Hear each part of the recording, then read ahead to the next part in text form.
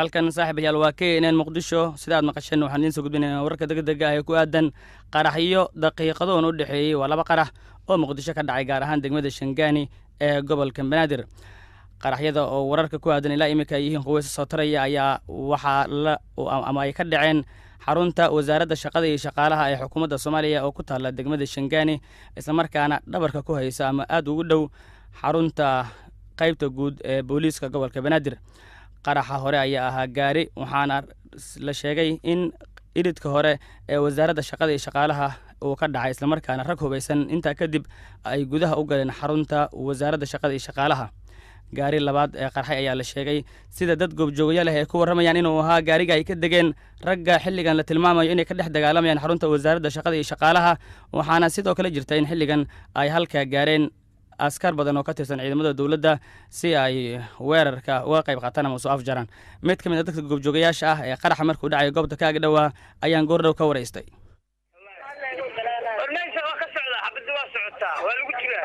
waxagee halka lagu jiro ee qarax uu ka dhacay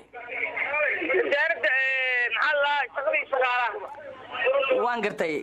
qaraxa hore iyo qaraxa labaad goobta ay ka kala dhaceen bal inoo sheeg qarax labaad haduu dhacay laba daqiiqo ka hor buu dhacay qarax labaad xaguu ka dhacay isaguna banaanka gaari banaanka ay dhigeen ay kaga tageen wey waan gartay ma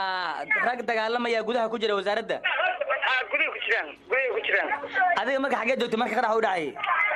banaanka taagna wasaaradda banaankeeda taagna waan gartay xilligan xaaladdu waa sidee maxaa soconaya wallahi askartii wada dagaalamaysa kolka iyagana gudaha ku jiraan waxaad ii sheegtaa askarta dagaalamaysa ee gudaha ku jiray aad sheegtay ka sukow qaraxa hore muxuu burburiyey muxuu geystay maxaad aragtaa aduu dhimashay dhaawac walaalow ii sheegeen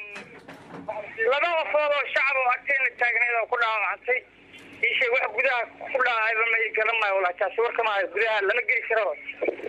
badi qaraxa khasaarihiisa waxagee ma gudaha wasaaradda uu jiraa mise banaanka hore ayaa khasaaro u badan oo ka dhashay banaanka hore buu khasaaraha labada qofood oo dhaawaca ka dhashay dhismayaasha kale ku dhagan wasaaradda ka waran waa burbureen dadkii ku sugnaana dad ku sugnaa walaa war laga maayo walaalow gacli waxa uu ahaa qof goobjooge ka agdhawaa halka qaraxyada isxigay ay ka dhaceen ee xarunta wasaaradda shaqada iyo shaqaalaha ee xukuumadda Soomaaliya waxaa xusid mudan xarunta xilligan la tilmaamayo ama wararka soo sheegayaan in dabley hubeysan ay gudaha u galeen ay aad ugu dhowdahay xarunta ama qaybta guud ee